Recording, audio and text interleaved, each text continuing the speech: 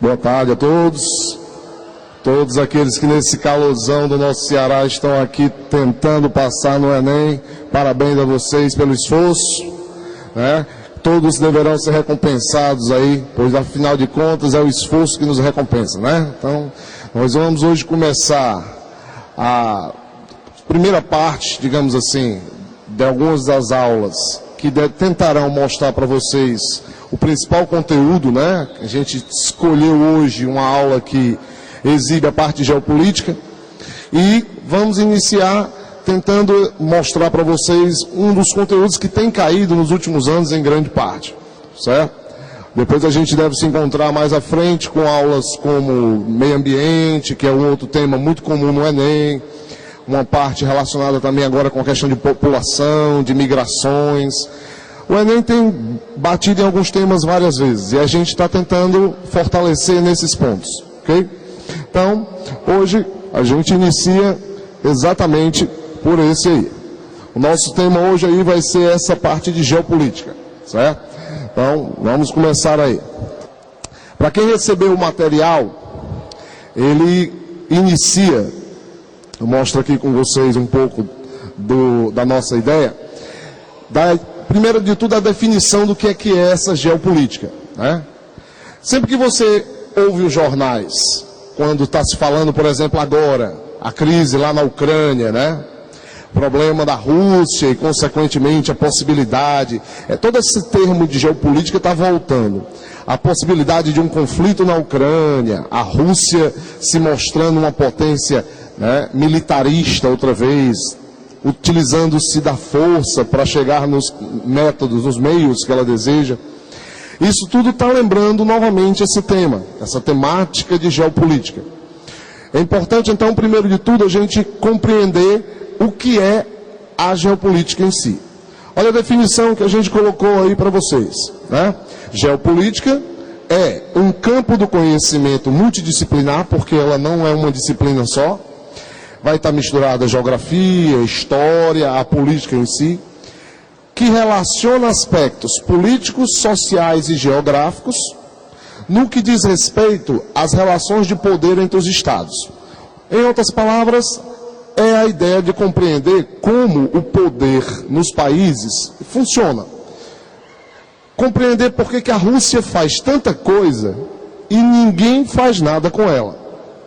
Compreender por que os Estados Unidos tomam decisões tão arbitrárias, ele invade os lugares sem a permissão dos demais países, ele deixa de ajudar alguns e ajuda outros, ele permite que acontecimentos venham a existir em países que ele ajuda, quando ele não permite em outros.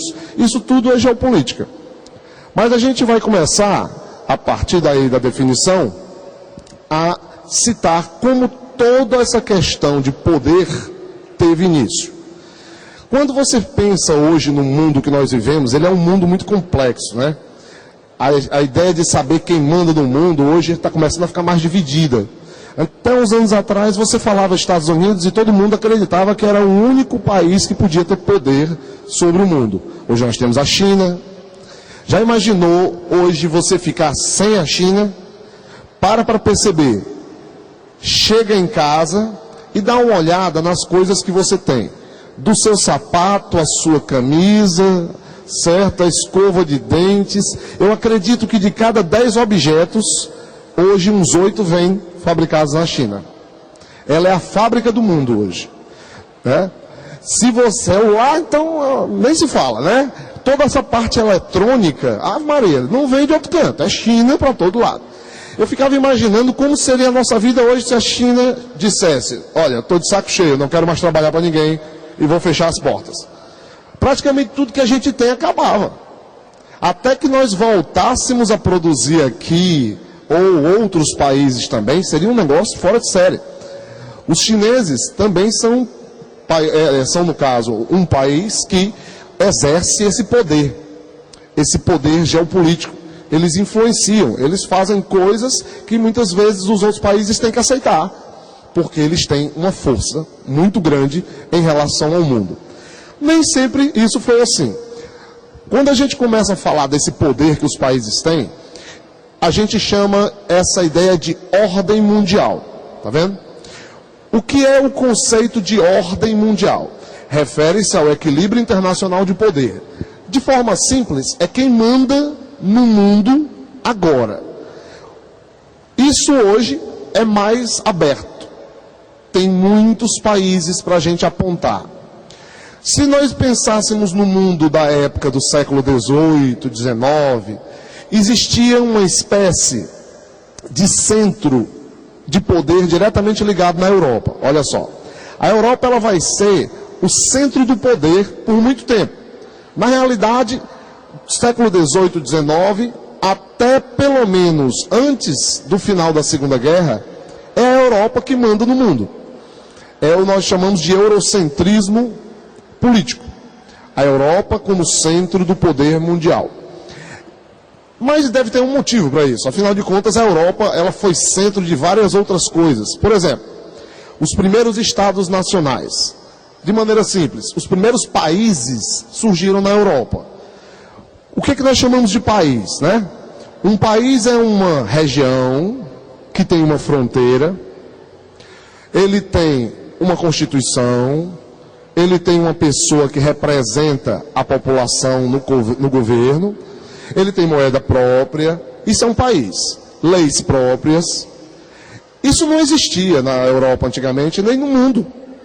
Os europeus foram os primeiros a conceituarem isso da maneira como nós entendemos hoje. A ideia de ter um presidente ou um rei, uma pessoa que governasse uma região específica. Isso tudo começa na Europa. O primeiro estado que formou-se na Europa foi Portugal. O pessoal gosta muito de fazer hora quando diz essa história, quando se fala da questão da colonização, né? Diz assim, se a gente tivesse sido colonizado pelos ingleses, né? Hoje a gente era igual aos Estados Unidos. Pense bem, nem sempre as pessoas enxergam adequadamente. Quem nos colonizou era o top de linha da Europa na época. Portugal era o primeiro país a se formar, era o país mais desenvolvido, mais rico daquele período. A colonização dos Estados Unidos é uma coisa à parte, ela é diferente do que aconteceu no resto do mundo. Não pense que só porque os ingleses colonizaram, o pessoal fica de cara desenvolvido, não. Quer ver um exemplo?